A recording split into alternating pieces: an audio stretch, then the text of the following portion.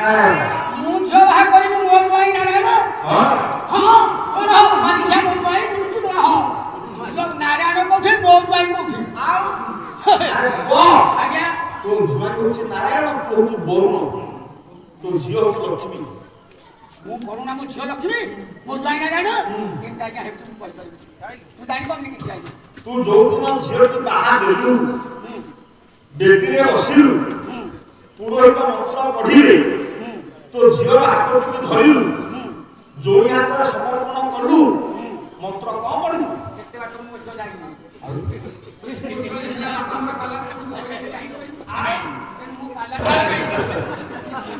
ମୁଁ ବରୁଣ ହେବି କେତେବେଳେ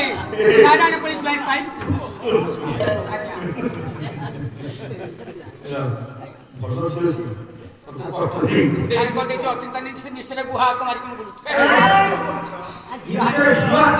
ମିଳୁନି ତ ଆଜ୍ଞା ଯେତେବେଳେ ବାପା ବେଦୀରେ ବସିକି ଝିଅ ଦିଏ ପୁରୋହିତ ମନ୍ତ୍ର କରନ୍ତି ଆମେ ତ ମନ୍ତ୍ର ଜାଣିନେ ପୁରୋହିତ ପଚାରିବା ବାପା ଏଇ ମନ୍ତ୍ରଟା ପରେ ତା ଅର୍ଥ କଣ ଗୋଟେ କନ୍ୟା କନକ ସମ୍ପନ୍ନା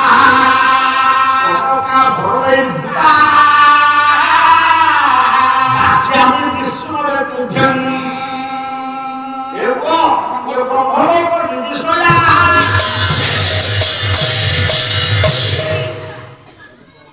ଶୁଣ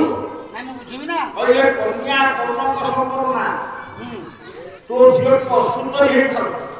ଆଜ୍ଞା ତୋ ଝିଅଟି ଅପାଠୋଇ ହେଇଥାଉ ତୋ ଝିଅଟି ଦରିଦ୍ର ହେଇଥାଉ ଆଜ୍ଞା କିନ୍ତୁ ତୁ କହିବୁ ମୋ ଝିଅ ହଉଛି ରତ୍ନ ମୋ ଝିଅକୁ ମୁଁ କହିବା ସୁନ୍ଦରୀ ପ୍ରତ୍ୟେକଟି ଝିଅ ହଉଛନ୍ତି ରତ୍ନ ରତ୍ନ କହିଛନ୍ତି ଉପେନ୍ଦ୍ର ଭଞ୍ଜ ଆଜ୍ଞା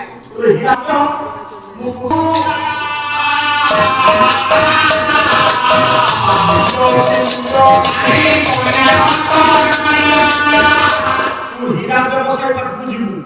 କହିବୁ ଏ ହୀରାଟା କେତେ ତାର ମୂଲ୍ୟ ସେ ମୂଲ୍ୟ କହିବୁ ସୁନା ବ୍ୟବସାୟ ପାଖକୁ ଯିବୁ କହିବୁ ସୁନା 10 ଗ୍ରାମ କେତେ ସେ କହିବୁ କିନ୍ତୁ ଗୋଟେ ଝିଅର ମୂଲ୍ୟ କେତେ